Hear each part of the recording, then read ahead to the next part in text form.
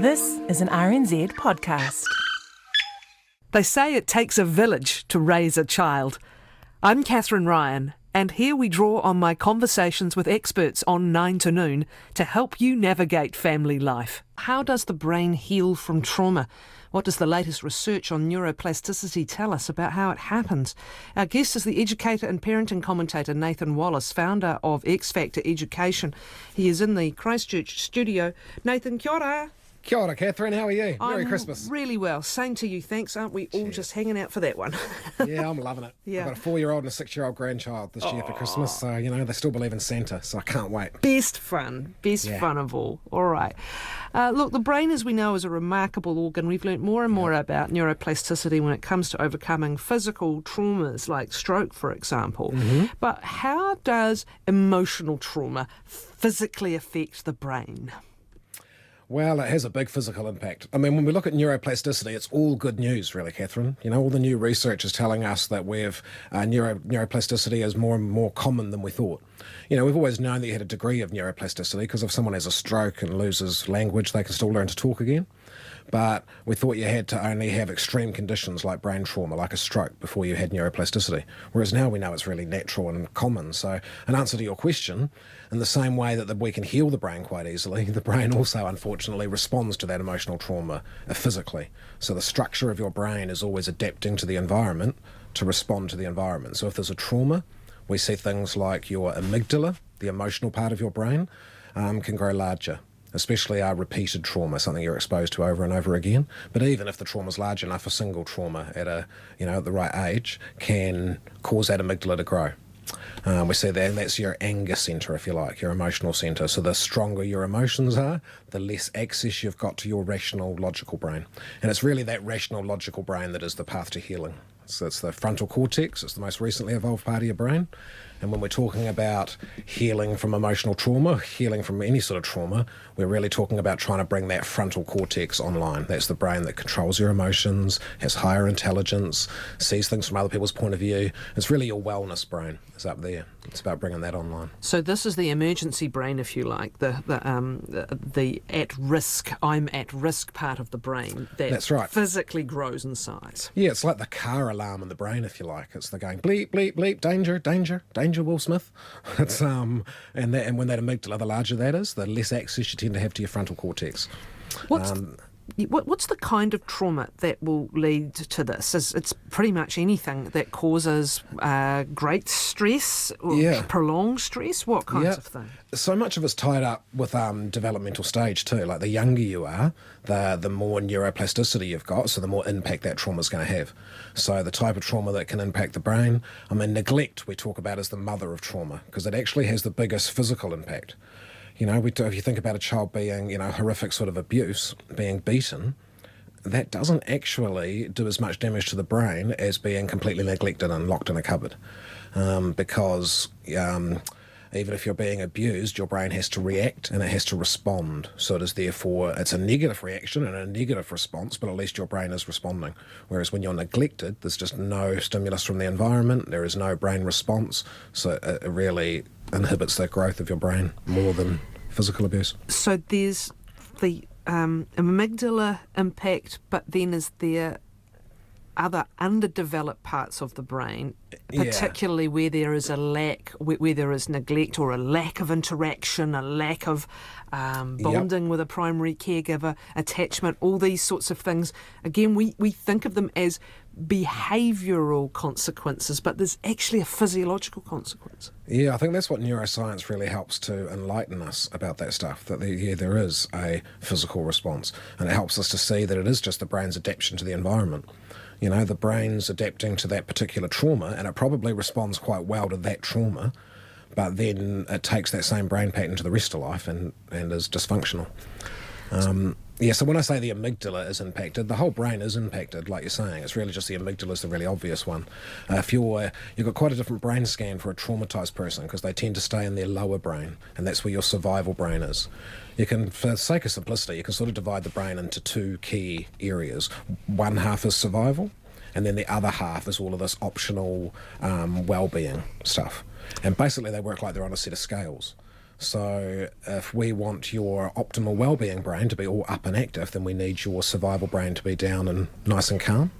And when people have come from, especially in the first 1,000 days of life, when the brain's, designed to be working out what sort of brain it needs, if you're traumatized then this first survival brain tends to take the driving seat.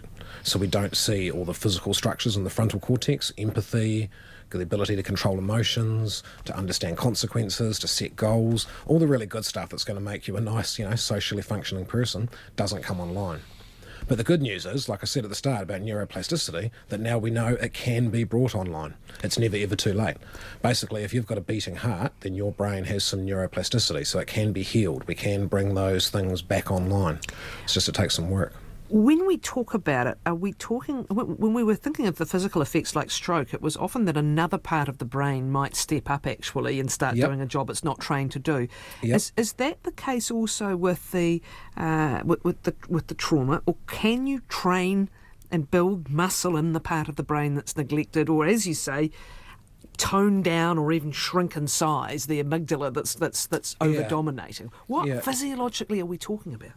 It does tend to be that if there is actual brain trauma, like a stroke, where there is, cells die, then the brain has to, if those cells are dead, the brain doesn't bring them back to life. So they, like you were saying, assign another part of the brain, usually in the same area, but another group of cells. So that's one type of neuroplasticity. But when you're talking about emotional trauma, and we're talking about the amygdala is enlarged and the hippocampus or the memory has shriveled down, then you can actually get that hippocampus to grow again. You can get that amygdala to shrink. So it's sort of half and half, Kathryn. Half of it is reassigning another area, half of it is you can bring those areas back online, the original area. Because the brain is designed to be adaptable like that. It's designed to be always interacting with the environment and working out what sort of brain you need. And, the younger you are, the more adaptability it has. So in that first 1,000 days, it kind of thinks that the first 1,000 days, which is from conception until 2 and a bit, it does that as data gathering period, and it kind of sets that as a base program that's what you're going to be experiencing for your whole life, and gives you a brain for a lifetime full of what you experienced in the first 1,000 days. So you're taking that brain pattern, but then after that, the brain is always interacting with the environment and adapting that program. However, it can be a big job if there's a lot of work to do, just like if we think of it as physically retraining a body that's been in bed for a year. There's a lot of work to do to build the muscle and to get all the parts working together as well. So what is it? What's the sorts of things you can do when you are working with, let's presume we're working with a child in the first instance, and quite a young child. What are some of the things you can do and persevere with to begin to get this neuroplasticity change happening? Right. I always get, when I'm working with children, with parents, with anyone really, I get them to understand that you've got 4 different brains in your head, going from the bottom to the top. Obviously they all come together as one brain, but it's going to help to know how to heal the brain and bring this coveted frontal cortex online if you understand that's brain number 4. And it's like building a house. To get this wonderful frontal cortex that's got empathy and controlling your emotions and wellness, then you've got to build brains 1, 2, and 3, because it is like building a house. No builder builds the roof first and leaves that suspended with a crane. That's just not how you build a house. So it's just not how you build a brain either. To get to that wonderful stuff, build brains 1, 2, 3, and 4.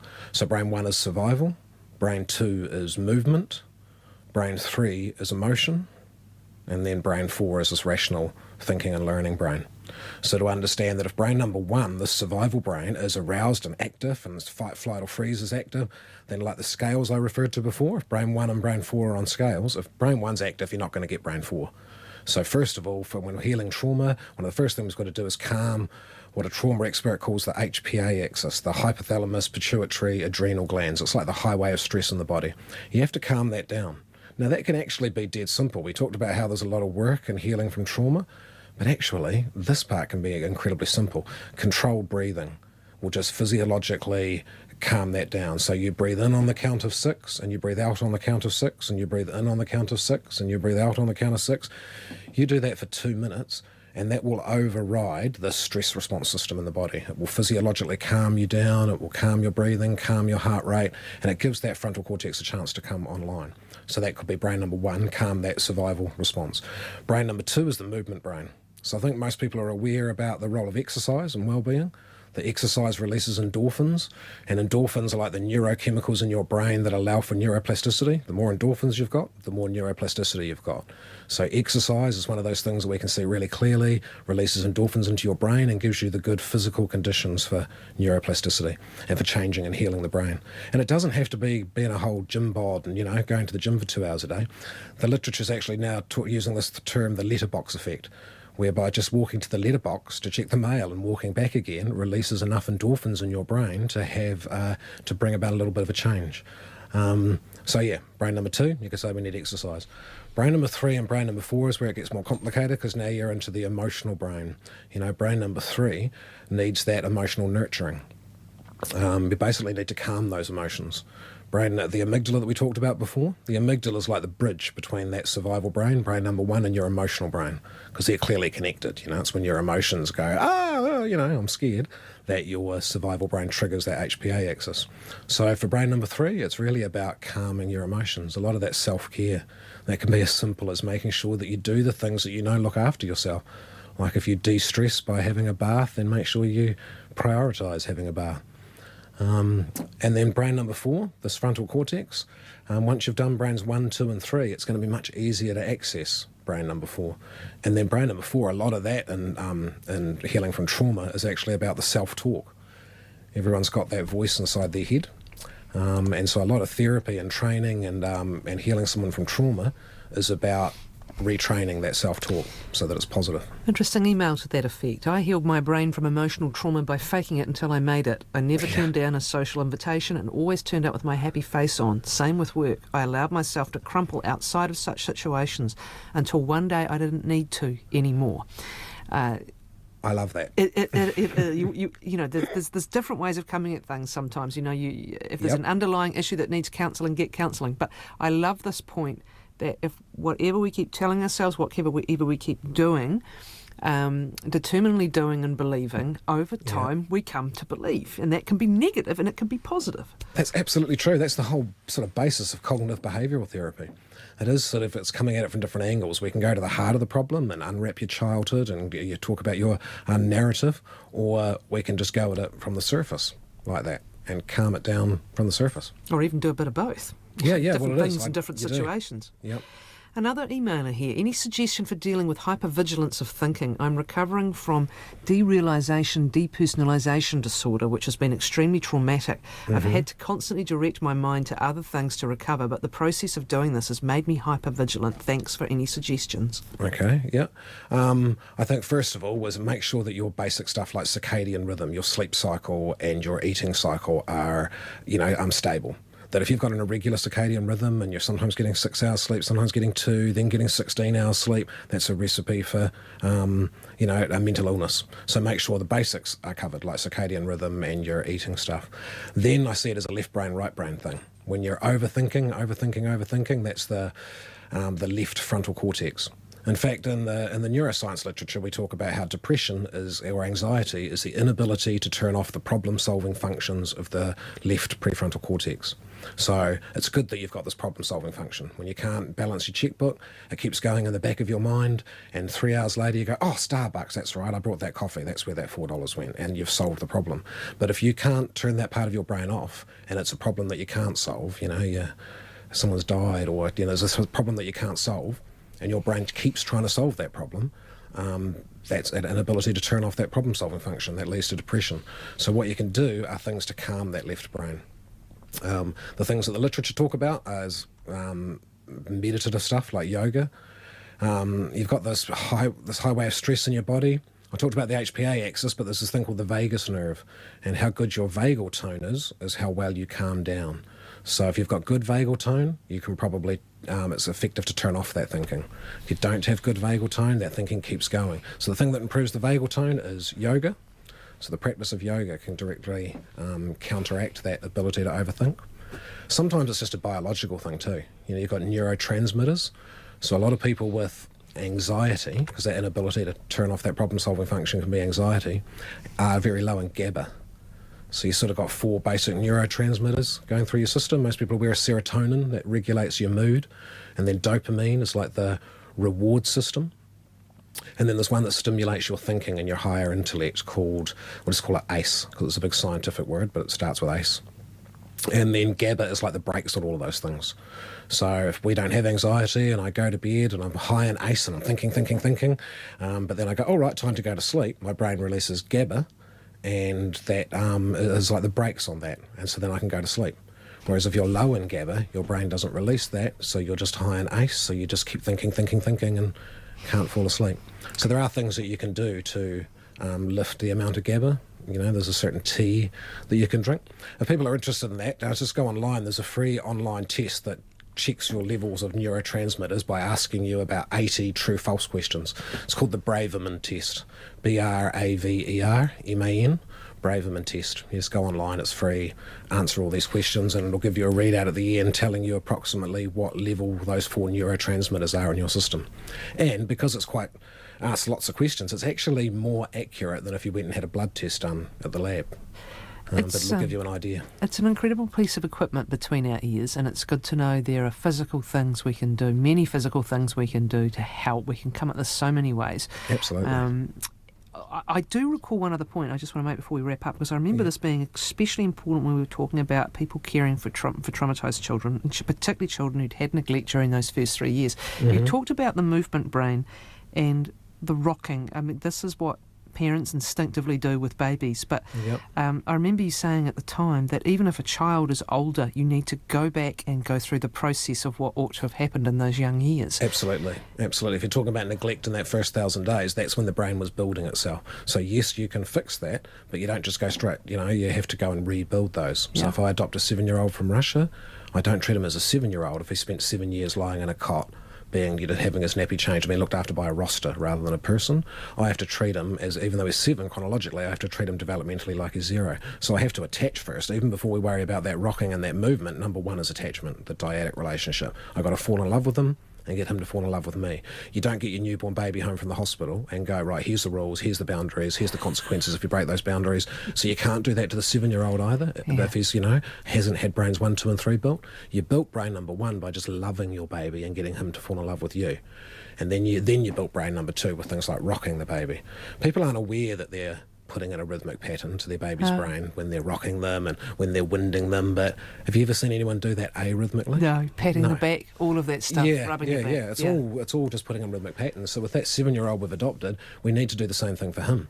So if he's too big for me to rock, I might do less of that, but I might make sure there's a hammock up in the lounge. So if he's wasting time watching telly, at least he's in a hammock and he's got his foot against the wall and he's rocking rhythmically while he's spending an hour watching telly. He's now spent an hour effectively being rocked, like we spent an hour rocking our babies. Just reminded me why I enjoy rocking chairs so much, actually. I mean, this is funny stuff. It is. It's nice and calming. This is funny. There's all, and it's not kooky. It's just what the brain knows, wants, needs. That's right. That's right. When you're in a survival mode, you tend to be irregular. You're panting and you're breathing. You don't have that steady rhythm. So a nice, steady rhythm sort of calms that lower brain. Won't be that on Christmas Day, though, Nathan. That's all for. No. Let it rip. It'll be all over the show. Yep. Let it rip. Hey, thanks so much. Good to talk to you, Kathryn. Great. Kia ora.